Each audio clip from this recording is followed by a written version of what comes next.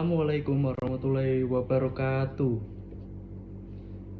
Di video kali ini saya akan mereview sebuah buku sejarah yang menurut saya sangat menarik dan relevan dengan kehidupan kita sekarang, yaitu buku Sejarah Sosial Ekonomi Pandangan Sejarah Baru Indonesia yang ditulis oleh Sahrul Romadhoni. Buku ini bukan buku sejarah biasa, karena berisi kumpulan artikel ilmiah yang mengajak kita melihat sejarah dari sisi yang lebih luas. Bukan hanya tentang raja, perang, atau politik, tapi juga tentang masyarakat, ekonomi, dan perubahan sosial di Indonesia. Buku ini lahir dari semangat sejarah baru atau New History, sebuah pendekatan yang terinspirasi dari mazhab Les Annales di Prancis. Pendekatan ini menolak pandangan lama yang hanya menyoroti tokoh besar dan peristiwa politik. Sebaliknya, ia menekankan bahwa sejarah sejati adalah kisah kehidupan manusia sehari-hari, bagaimana masyarakat hidup, bekerja, beradaptasi, dan berubah dari waktu ke waktu. Dalam konteks Indonesia, pendekatan seperti ini sangat penting karena memberi ruang bagi kisah-kisah lokal dan rakyat kecil yang sering terlupakan dalam buku-buku sejarah resmi.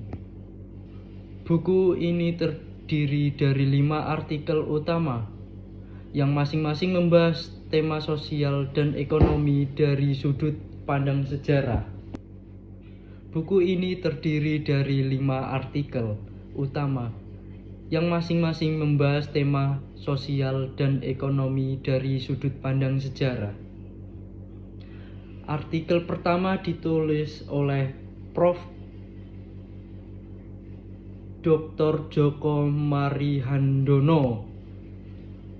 Di sini dijelaskan tentang bagaimana mazhab Les Annales mengubah cara pandang terhadap sejarah. Menurutnya, sejarah seharusnya tidak hanya menulis apa yang terjadi, tetapi juga mengapa dan bagaimana masyarakat mengalami perubahan. Mazhab ini menekankan pendekatan interdisipliner menggunakan ilmu bantu seperti sosiologi, antropologi, ekonomi, hingga psikologi untuk memahami masa lalu secara lebih menyeluruh. Pendekatan ini kemudian menjadi dasar bagi tulis-tulisan berikut dalam buku ini. Artikel kedua ditulis oleh Sahrul Romadhoni sendiri, dan ini adalah salah satu bagian yang paling menarik.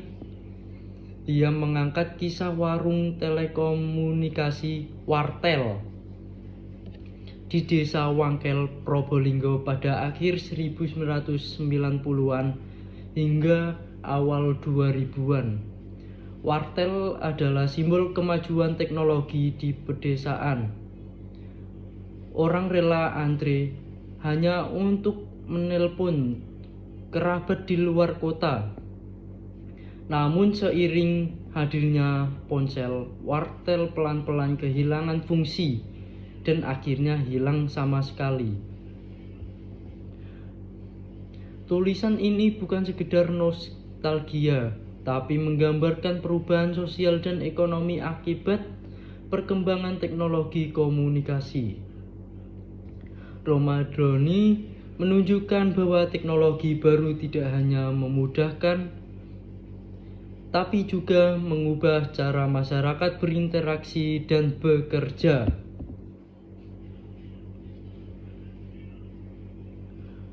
Yang ketiga, pertentangan pedagang tradisional dengan minimarket berjaringan di Kabupaten Jember 2006 sampai 2013.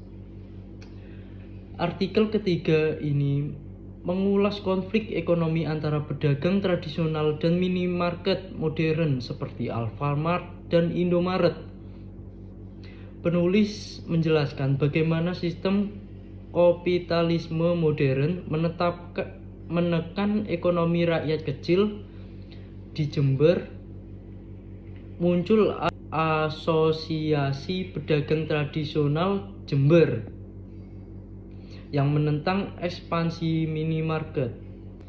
Artikel ketiga ini mengulas konflik ekonomi antara pedagang tradisional dan minimarket modern seperti Alfamart dan Indomaret. Penulis menjelaskan bagaimana sistem kapitalisme modern menekan ekonomi rakyat kecil. Di Jember muncul Asosiasi Pedagang Tradisional Jember yang menentang ekspansi minimarket. Mereka bahkan melakukan protes dan gugatan hukum ke PT UN karena merasa dirugikan. Tulisan ini membuka mata kita bahwa di balik modernisasi ekonomi ada perjuangan rakyat kecil untuk bertahan hidup. Contoh nyata dari dualisme ekonomi, pertarungan antara sistem tradisional dan sistem modern yang kapitalistik. Yang keempat, dinamika dualisme ekonomi Indonesia dalam perspektif sejarah. Bagian keempat melanjutkan tema sebelumnya. Romadhoni mengulas teori J.H. Boeke yang menyebutkan bahwa masyarakat Indonesia terbagi dua, sektor ekonomi modern dan sektor tradisional. Sejarah membuktikan kedua sektor ini tidak pernah benar-benar menyatu. Dari masa kolonial Belanda hingga pertentangan antara ekonomi rakyat dan ekonomi modal besar terus terjadi.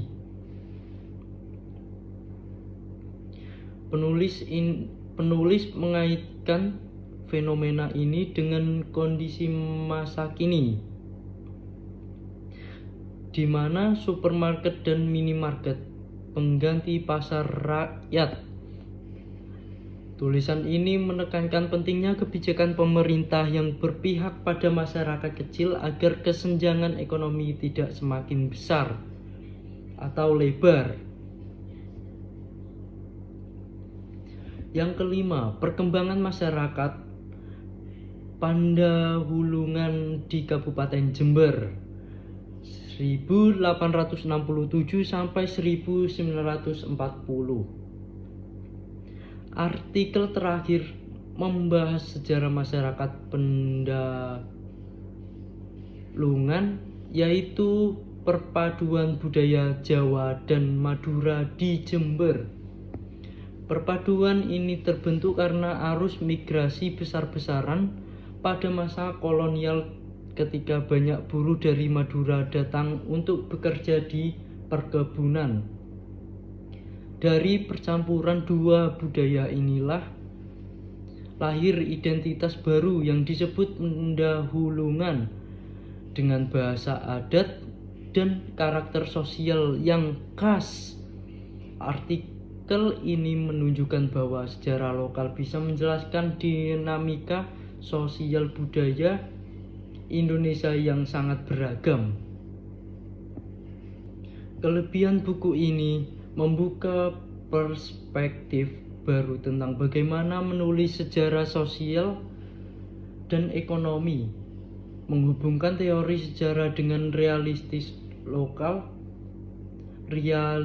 lokal seperti wartel, pedagang kecil, dan budaya Pandalungan, menggunakan data lapangan, arsip, dan berita, sehingga tulisannya berbobot akademik tapi tetap kontekstual, membawa pembaca untuk memahami bahwa sejarah tidak hanya masa lalu tapi juga perubahan yang terus berlangsung sampai sekarang.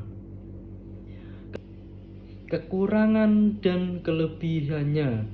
Kekurangannya, beberapa bagian masih ditulis dengan bahasa akademik yang agak berat sehingga pembaca umum perlu waktu untuk memahami. Analisis di beberapa artikel masih ada diperdalam, terutama dalam membandingkan fenomena lokal dengan konteks nasional.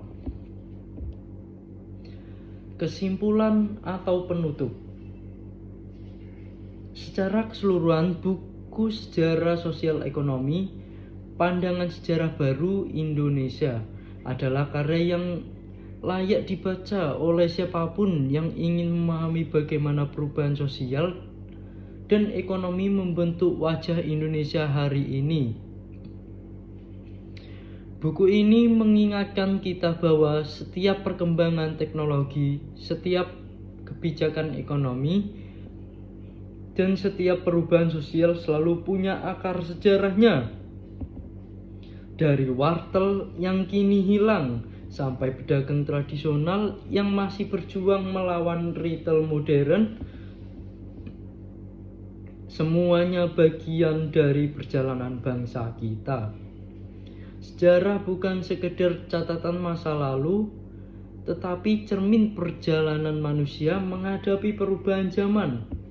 Dan seperti kata penulisnya, memahami sejarah sosial ekonomi berarti belajar memahami dari kita sendiri sebagai masyarakat yang terus berkembang di tengah arus globalisasi. Terima kasih sudah menonton video ini.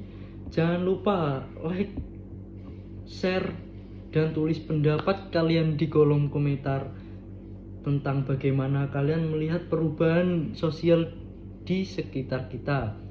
Sampai di video berikutnya. Wassalamualaikum warahmatullahi wabarakatuh.